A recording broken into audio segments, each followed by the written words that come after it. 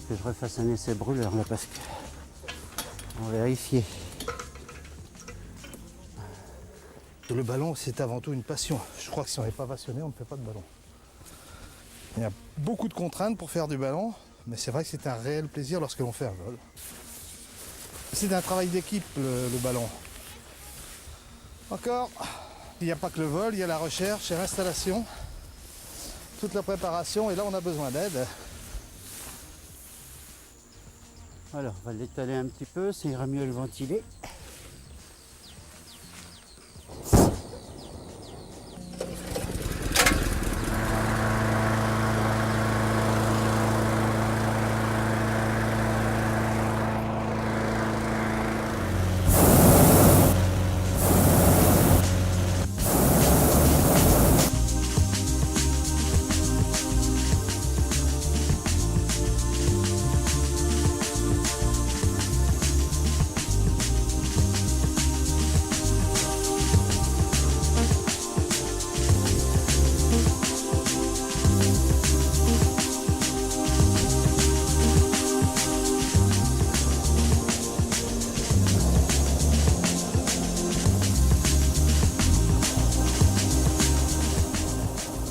Allez, go!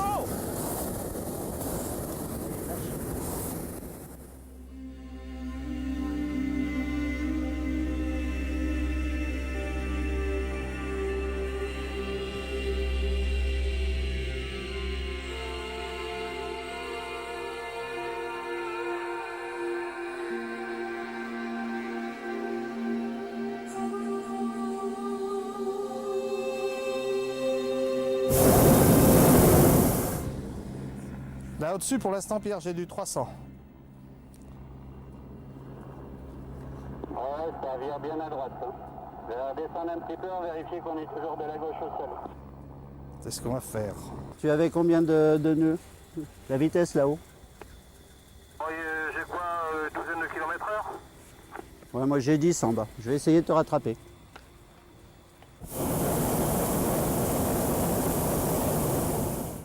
La philosophie d'un aéronaute, c'est un bien grand mot, mais je crois que c'est une fois que l'on sait piloter, une fois qu'on a pris l'habitude, c'est de regarder, d'admirer, d'écouter.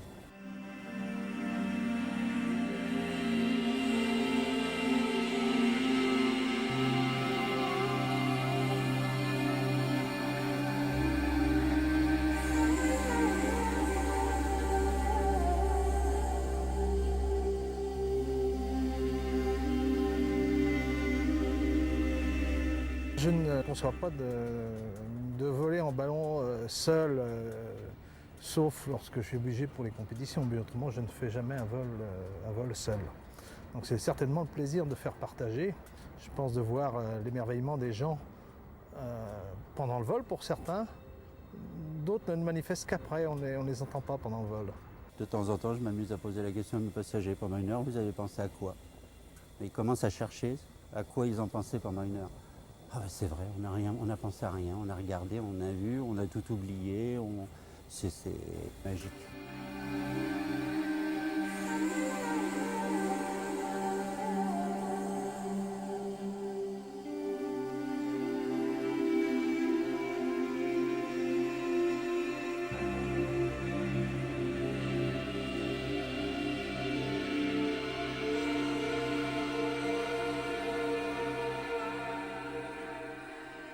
Il faut savoir qu'on procure beaucoup de bonheur à ceux qui sont au sol aussi.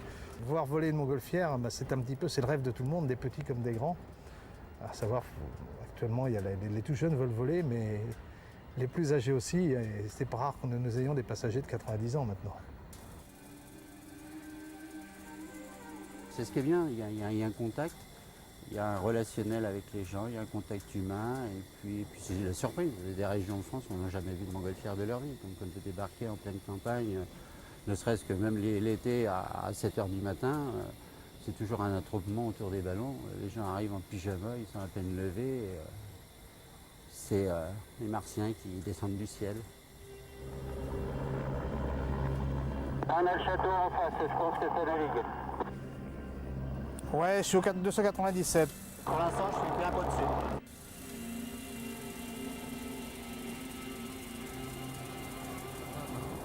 Ah, et puis pile poil dessus, hein. Regardez, on prend en diagonale là. Écoutez, hein, vous aviez demandé vers le château, c'est du vertical château.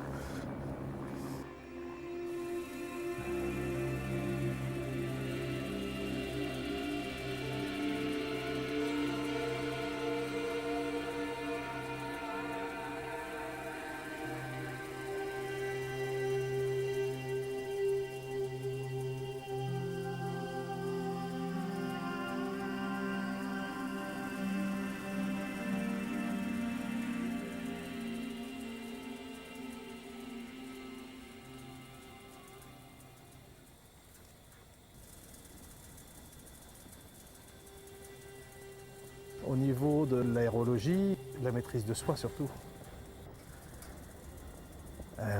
L'air n'est pas un fluide que l'on apprivoise comme ça. L'humilité. Parce que c'est vrai que là on ne peut pas tricher.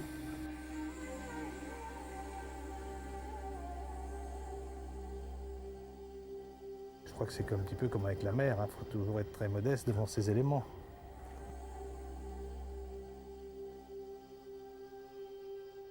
Je vais redescendre parce que la vitesse, on sera vite sur la Loire là, la vitesse où je suis à 12 nœuds. Et ce qui est bien dans la montgolfière, c'est que par rapport aux engins volants, je ne critique pas les autres, mais je veux dire qu'on est proche de la nature, on ne va pas vite. C'est l'engin volant qui nous permet d'avoir un 360 degrés de visie, pas de vitre, rien, on est à l'air pur. On peut être d'un seul coup à 1000 mètres, comme on peut être à 50 cm du sol. Et on va jouer avec la nature. Il n'y a pas beaucoup de vent comme aujourd'hui, on peut aller se permettre d'aller jouer avec la cime des arbres, et puis ça c'est sensationnel.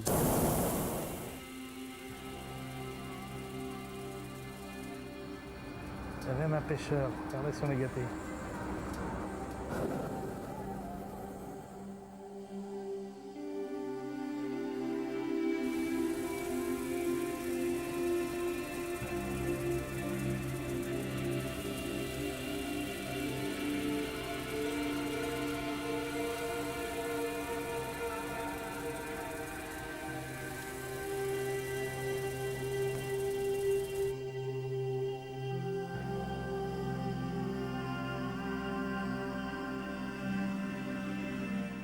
La France ou la terre vue du ciel, c'est quand même magique.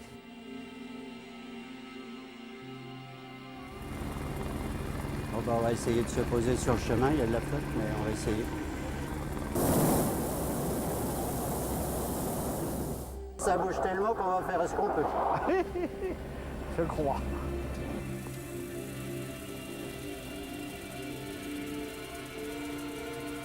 À mon avis, c'est le plus propre qu'on ait dans le coin. Il y a des hautes herbes, la toile, elle va pouvoir se poser peut-être à plat. On a la chance, la terre était meuble.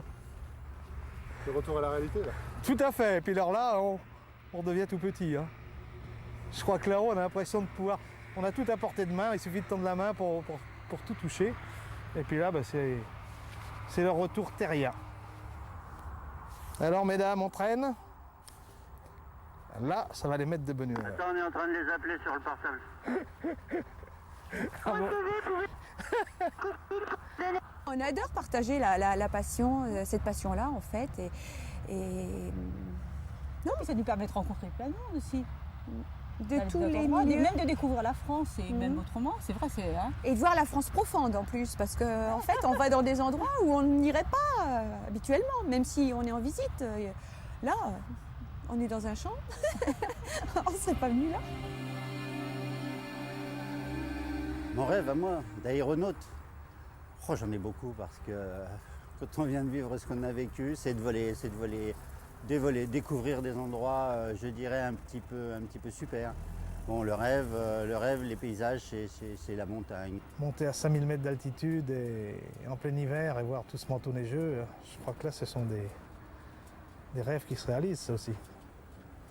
Mais bon, pouvoir traverser l'Atlantique, ça pourrait être formidable, ça aussi.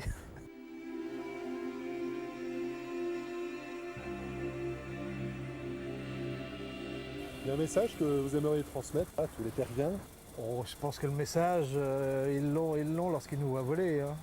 Ils ne connaissent pas, mais qu'ils se dépêchent de le faire. Tellement c'est sensationnel, il ne faut pas perdre de temps. La liberté, la beauté aussi. Et le rêve.